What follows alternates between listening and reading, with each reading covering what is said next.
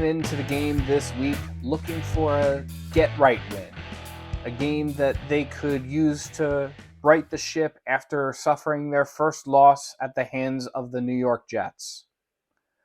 Well, the Eagles donned their Kelly green jerseys for the first time this season and went out and got that win in a decisive fashion. Welcome to the Bird's Nest Podcast. I'm Joe Donahue. Thank you so much for joining us. The Philadelphia Eagles defeated the Miami Dolphins by a final score of 31-17. It was a commanding victory the entire way through.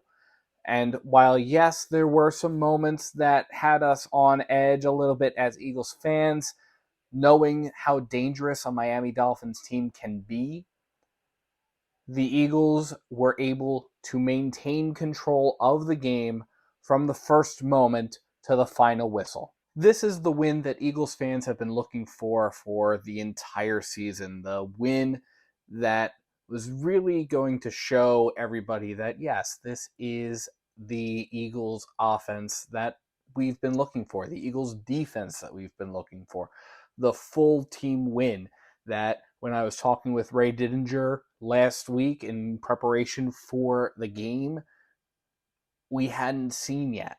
The Eagles held the ball for almost 37 minutes compared to the Miami Dolphins a little bit more than 23 minutes. That is a huge difference, especially when you consider that the time difference between them is almost a full football quarter. So the Eagles had the ball for almost a full quarter more than the Dolphins did. And that creates opportunities, and that creates ways for the team to control the game in a way that the Dolphins were not able to do. The Eagles' offense controlled the game from the jump. The Eagles' offense was able to march down the field, pretty much do, for the most part, whatever it wanted. The Eagles' defense turned around and stopped Miami from doing whatever they wanted. The Dolphins were really a one-dimensional team. The run game was totally eliminated. Going into this game, the Miami Dolphins had, on average, about 182 rushing yards per game. Going into halftime in the game, the Miami Dolphins had -7 rushing yards. That is the fewest rushing yards that a team has ever put up since 2009. Mad credit to the Eagles defense for being able to shut that down. Going into this game, the Eagles run defense was giving up just 65.8 yards per game. Eagles really showed tonight why they are one of the top run defenses in the league. In total, the Dolphins were held to just 45 rushing yards on 12 carries.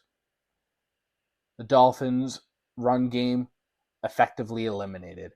It was all about the passing game for them.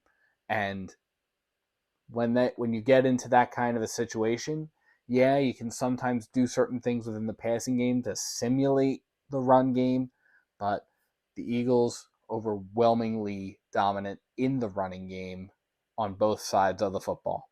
Taking a look at individual players, certainly we want to take a look at the quarterback, Jalen Hurts. 23 for 31 on the night for 279 yards and 2 touchdowns.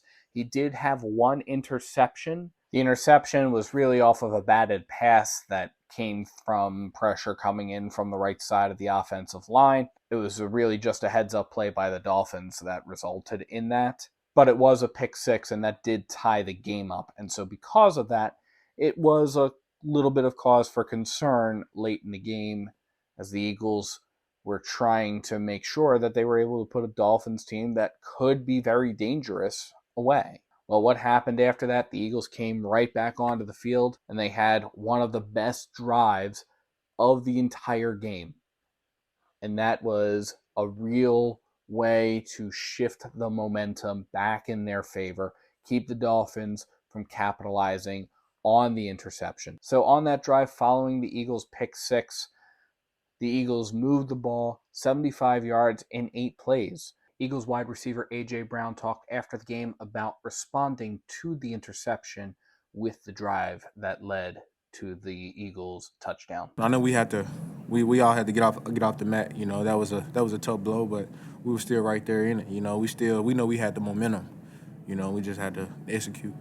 And one of the big contributors to that was the brotherly shove play that the Eagles have run so successfully over the course of this season. Nick Sirianni talked after the game a little bit about why the brotherly shove is such an important part of the Eagles' gameplay. Every first down is 1st and 9. Knowing that if you get to fourth and 1, shoot, a lot of faith in that play. Yeah. So it was awesome. Again, just Jason Kelsey starts it off. Jalen Hurts, is right there. Haven't been able to drive because you've seen it, right? You've seen it across the league that people can't do it like we can do it. They can't do it like we can do it, and so I'm making my plug right there. Like, don't ban this play. Like, if everyone could do it, everybody would. Where's the camera? If everybody could do it, everybody would do it. Elsewhere in the run game, DeAndre Swift, 15 carries for 62 yards. Kenny Gainwell, 8 carries for 16 yards. Jalen Hurts, 11 carries for 21 yards.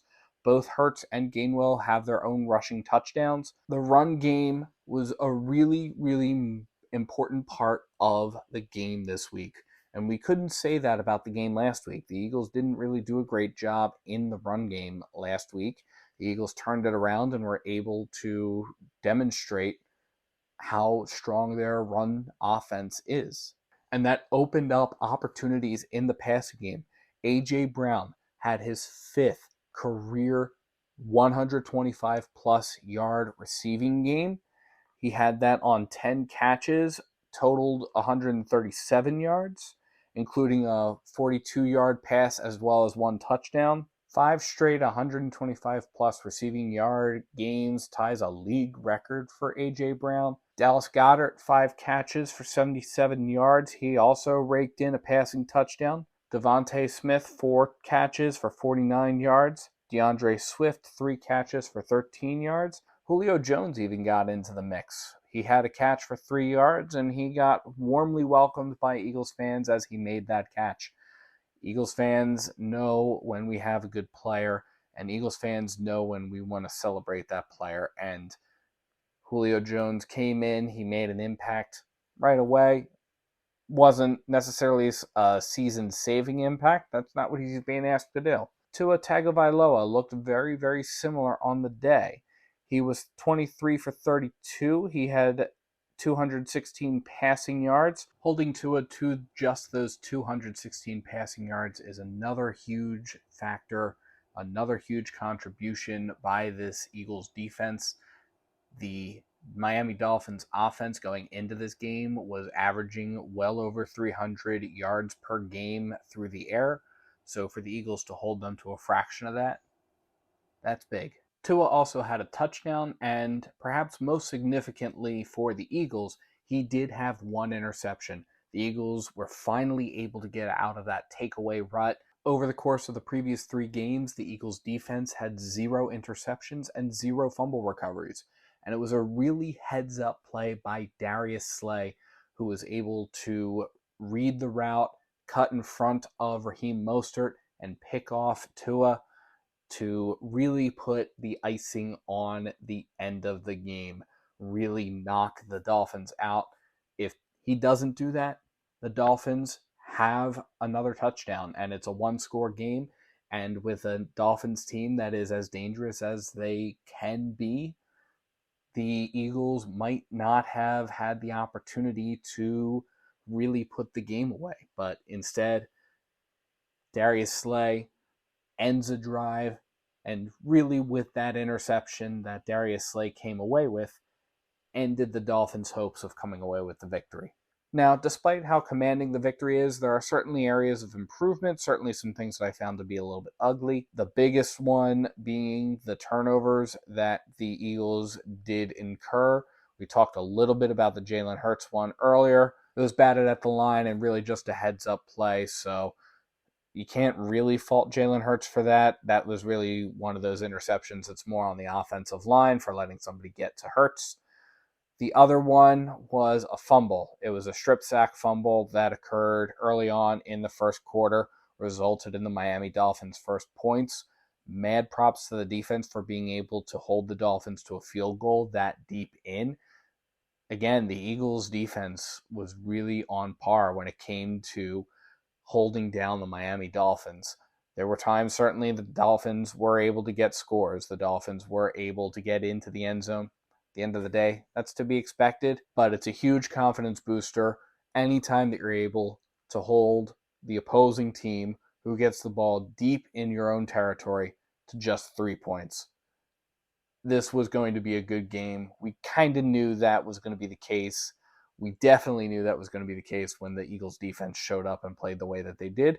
And we knew that that was going to be the case when the Eagles offense showed up. That was huge. It was really, really important for the Eagles to overcome that kind of stuff. A couple other things that were a little concerning. Eagles didn't really have an answer for Tyreek Hill. Tyreek Hill was targeted 15 times. He caught 11 of those passes for 88 yards, including the Dolphins' only offensive touchdown. It did seem like Hill kind of had his way anytime that he was in the secondary. He was able to come down with the football. That was really the concern. The Eagles did come up with some key stops, but they didn't really have an answer for him to really remove him from the game. So this was the kind of win that is going to instill confidence in this Eagles team, and it's going to instill confidence in the fan base.